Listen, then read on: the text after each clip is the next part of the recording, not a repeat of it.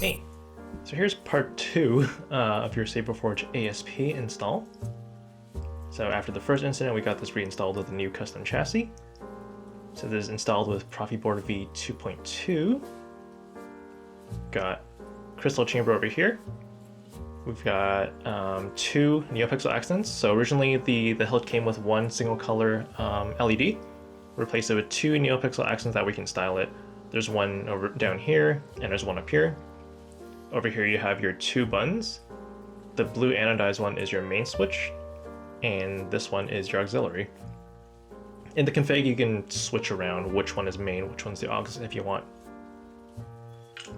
Up here we have our emitter, and inside there's an illuminated Neopixel connector. And the parts, the ASP parts came from SaberForge. They weren't aligned in any particular order. So I've gone ahead and reclocked all of the parts so they're all aligned. So let's get into the chassis, the newer chassis that we have.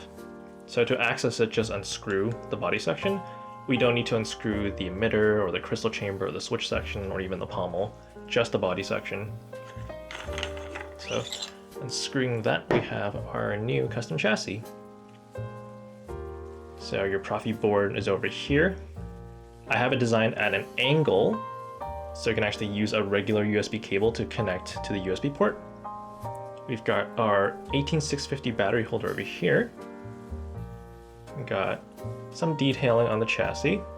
Got our kill switch over here, and our 28mm bass speaker.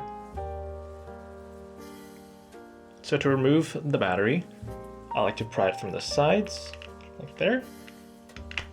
If it doesn't work, you can also just dig your fingernail into the positive end a bit, pry it out a little bit, and then just grab it out. So with this chassis, I haven't marked which way to put the battery in. So you see there's a negative mark and a positive. So for the battery, we want the flat side facing the negative side, the spring side. Also on the battery holder, I've actually added these kind of little tabs over here, which make it so that it holds in the battery a little bit tighter. We also have some detailing there. So let's put the battery back in. So negative first facing towards the spring side, the negative side. And I usually like doing the negative side first because of these tabs over here. So sliding into the negative side first, compressing the battery, and then just sliding it into the positive end there. And then once that's seated, you can flip the kill switch. So currently the kill switch is facing down in the off position. You can slide it up. He is strong with the force, but talent without training is nothing. And that turns on the saber. You also notice that the crystal chamber right now is lit up.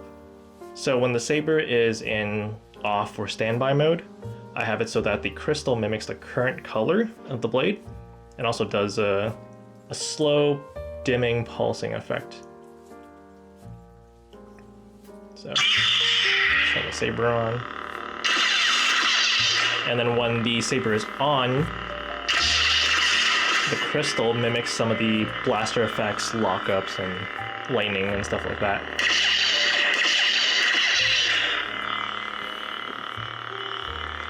I've also made the chassis such that it perfectly takes up the length of the body section, so that once the body section is completely screwed in, the speaker gets fully enclosed. So let me try to demonstrate how that sounds. So right now the speaker is kind of like a little bit dispersed, it's not as loud. Once you put the body in,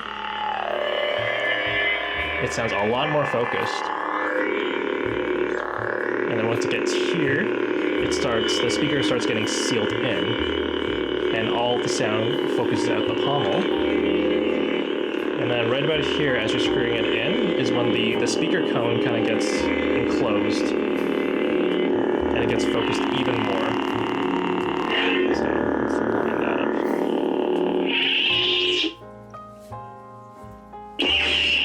So we have gesture controls, so that will swing on. I also have it configured to twist off, like that. So Let's put a blade in here.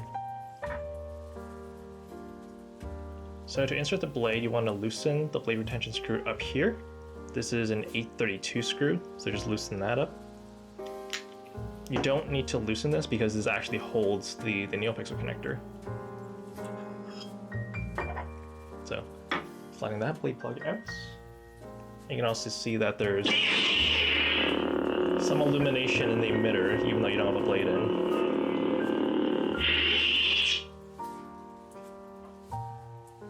So here I have a short-ish 1-inch demo blade, so I'm going to slide that in. So for this Neopixel connector, I've also configured blade detection. When the Neopixel blade makes contacts with the pin in the Neopixel connector, it makes a blade insertion sound, like that. And then when it disconnects, it makes a blade disconnection sound. So let's insert that and tighten the blade down.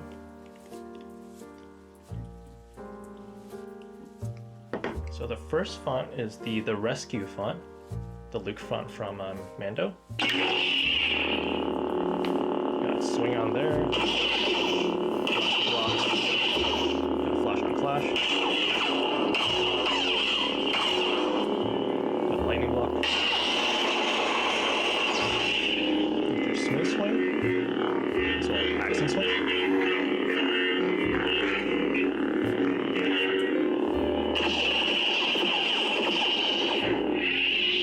Twist off to turn the saber off. You can swing on. Let's get that in camera. A little bit better. So there's swing on.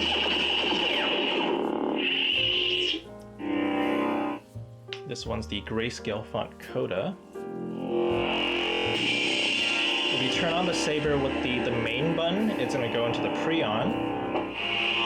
But if you do a gesture control, it skips the pre-on. So that'll swing on.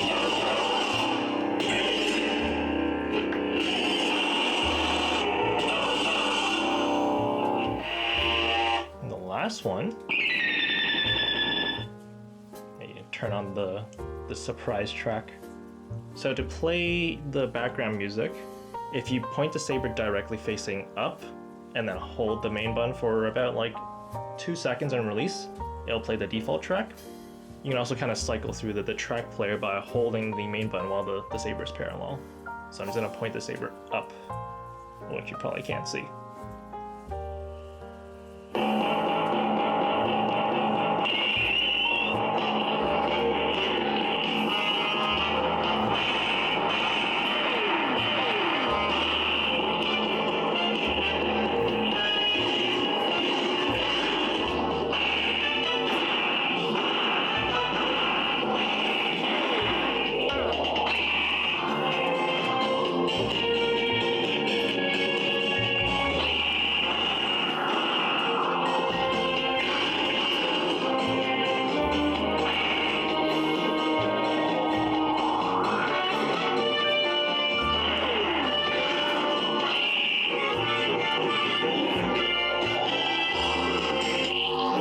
Turn the music off, just again point it up and then hold the long press the main button.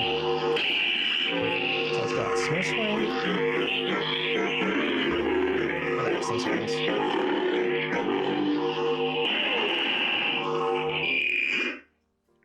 Are you a Jedi?